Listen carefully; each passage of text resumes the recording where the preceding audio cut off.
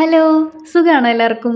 രാവിലെ തന്നെ കൈ കിട്ടിയതൊക്കെ പെറുക്കി ബാഗിലാക്കി നേരെ ഓടുന്ന മംഗലപുരത്തേക്കാണ് കേട്ടോ.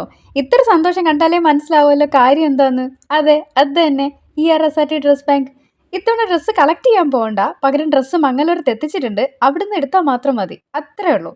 വേറെ 2-3 വർക്കും കാര്യങ്ങളായിട്ട് മംഗലപുരത്ത് പോകാനിരുന്നതാ.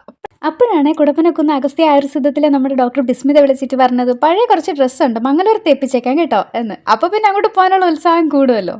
ബിസ്മിത ഡോക്ടർ മുമ്പ് ഡ്രസ്സ് തന്നപ്പോൾ ഒന്നും വീഡിയോ ചെയ്തിട്ടില്ലായിരുന്നു കേട്ടോ. ഇത്തവണ എന്തായാലും അതും കൂടെ ആയിക്കോട്ടെ.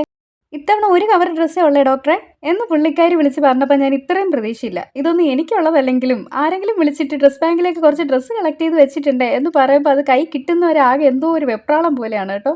കൈ കിട്ടുമ്പോഴോ ഭയങ്കര സന്തോഷമാണ്.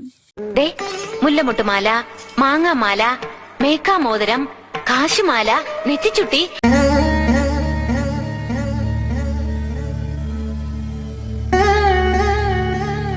ഡ്രസ്സെല്ലാം കിട്ടി. അപ്പോൾ ഇനി അടുത്ത പരിപാടി കറക്കലോട് കറക്കൽ. അതിപ്പോൾ ഡ്രസ്സ് കിട്ടുന്നത് ശങ്കരമംഗലത്തായാലും മംഗലപുരത്തായാലും ഇതിന് മാത്രം ഒരു മാറ്റം വരുത്താൻ പറ്റത്തില്ലല്ലോ. ഒറ്റ തവണ എല്ലാം കൂടി ഇട്ട് മെഷീൻ കഷ്ടപ്പെടണ്ടല്ലോ എന്ന് കരുതി. എന്തായാലും വൈകിട്ട് വരെ എനിക്ക് ഓഫീസിൽ കുറച്ച് വർക്കുണ്ട്. അതുകൊണ്ട് 2 പാർട്ടായിട്ട് ഡിവൈഡ് ചെയ്ത് ഡ്രസ്സെല്ലാം വാഷിനിട്ടു. അങ്ങനെ ഓഫീസിൽ എൻ്റെ ജോലിയും കഴിഞ്ഞു, മെഷീൻ്റെ ജോലിയും കഴിഞ്ഞു. ഇനി തിരിച്ചെൻ്റെ വീട്ടിലേക്ക് പോവാം. സന്ധ്യ ആയതുകൊണ്ട് തന്നെ കായംകുളം ഫാസ്റ്റിന് വേണ്ടി വെയിറ്റ് ചെയ്ത് സമയം കളയണ്ടല്ലോ എന്ന് കരുതി ആദ്യം കിട്ടിയ കൊല്ലം ഫാസ്റ്റ് ഞാൻ കയറി. കൊല്ലത്തെത്തിയപ്പോൾ അടുത്ത ഒരു കരുനാഗപ്പള്ളി ബസ്സായിരുന്നു കിട്ടിയത്. രാത്രി ആയതുകൊണ്ടായിരിക്കാം അധികം ആൾക്കാരൊന്നും ഇല്ലായിരുന്നു കേട്ടോ.